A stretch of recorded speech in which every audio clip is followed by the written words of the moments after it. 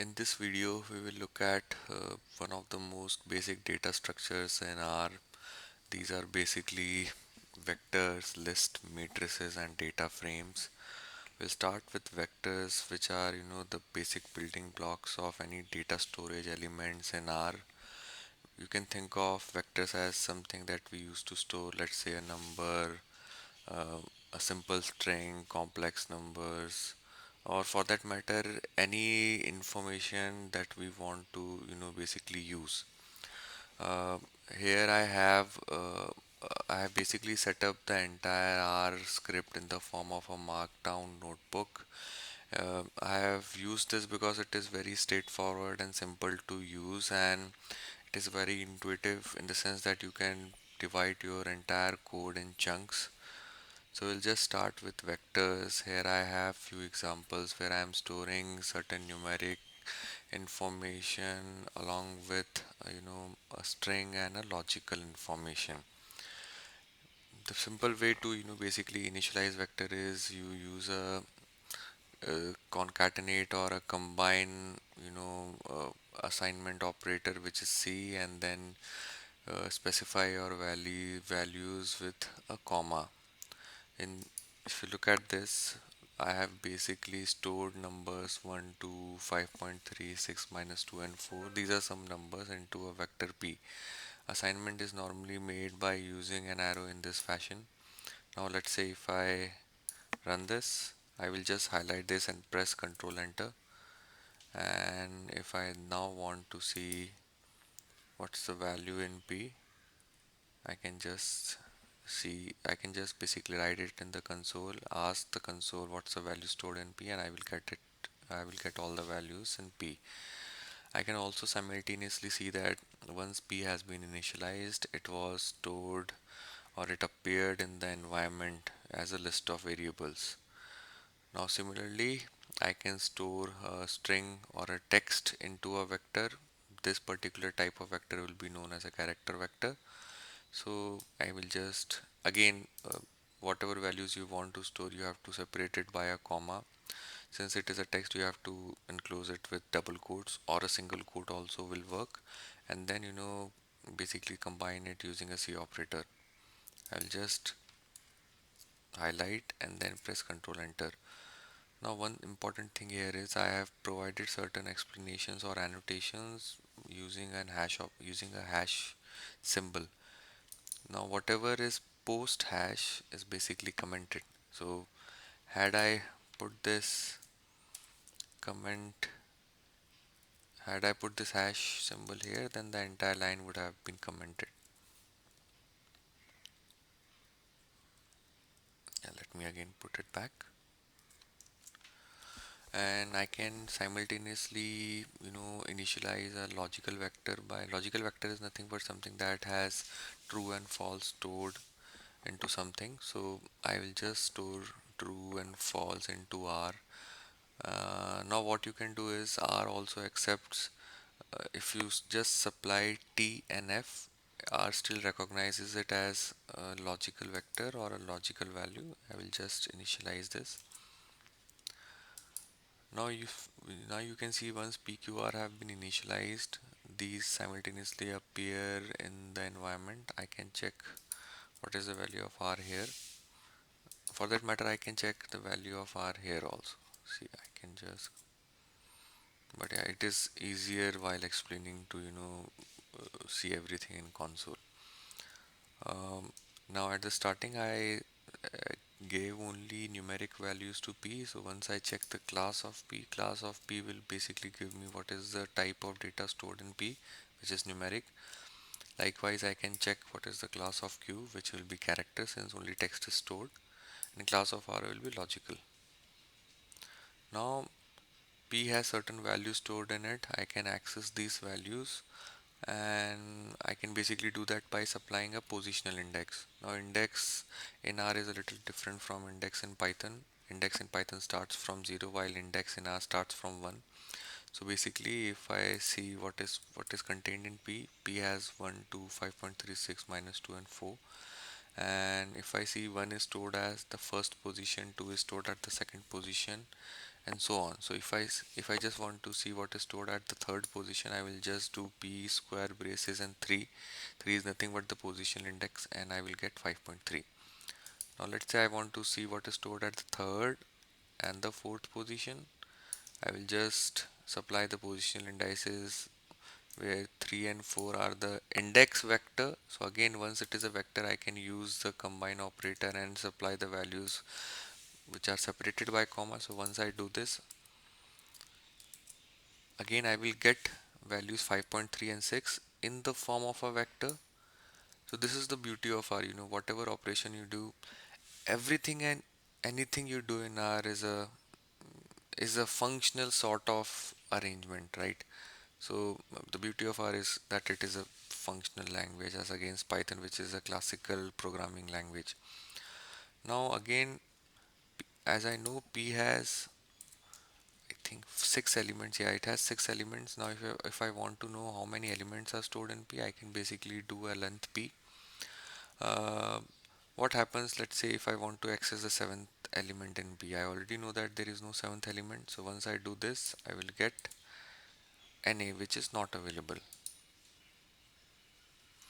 Now we have seen we saw a couple of examples where we basically saw how to store values into a vector, how to create or initialize a numeric vector, character vector, and a logical vector, how to basically check class of a vector and then index values within it. The index starts from 1 as against Python where index starts from 0. Now another, now let's say if you combine one or more vectors, or let's say you combine one or more vectors and arrange them in a columnar position, so these then become matrices. Matrices are also one of the important data structures in R. It is basically used to do certain data frame operations or tabular operations, and in the sense that it is very quick, and it it is used to store data types of it is basically used to store elements of the same data type. In the sense, if I'm using a matrices, I will either store numeric data into it, or I will store character data into it, or I will store or I will store logical data into it, or logical vectors into it.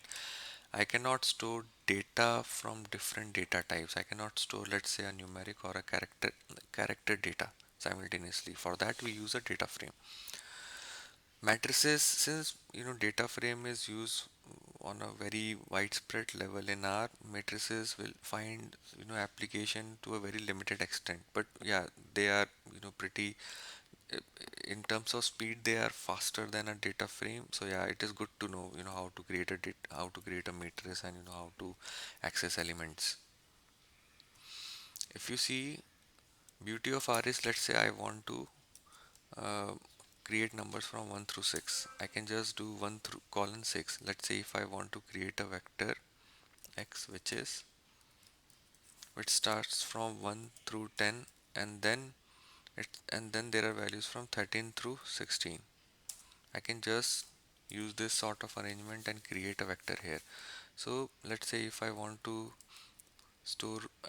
basically create vector from 1 through 20, I will just do 1 colon 20. So for creating a matrix here, I am basically using values from 1 through 20, and I am basically storing them into a matrix Y.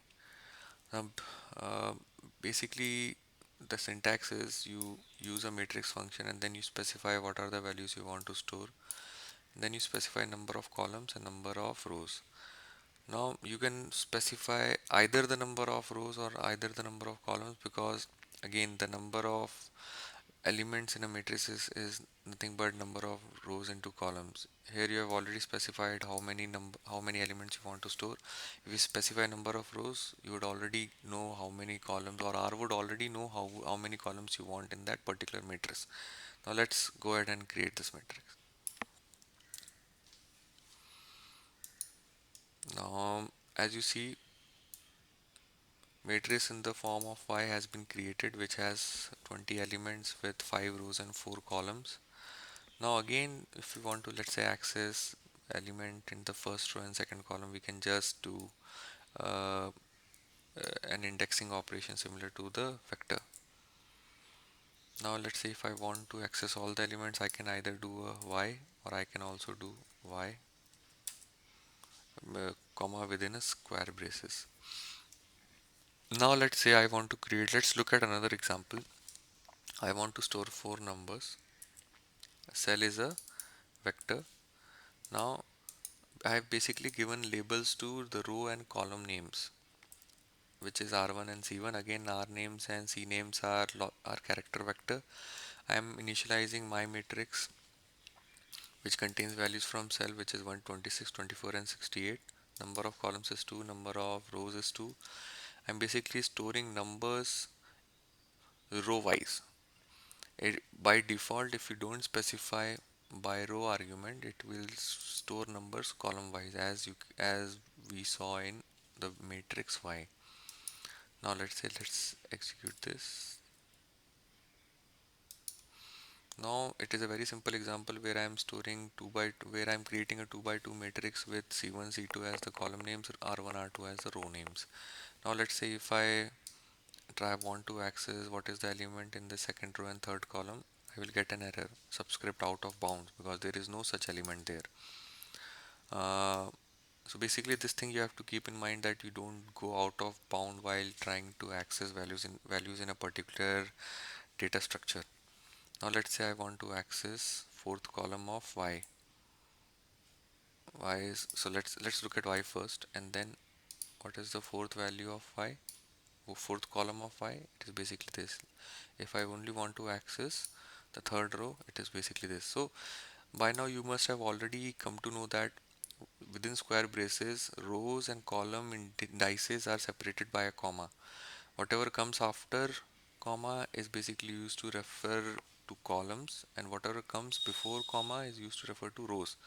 Now if I want to access the values from second to fourth row and first to third column, then I will basically supply this. These are nothing but vectors.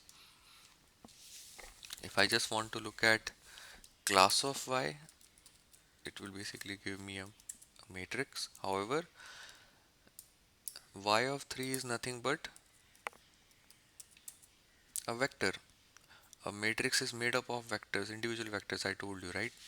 So if I look at this will be a vector, numeric vector, or integer, yes.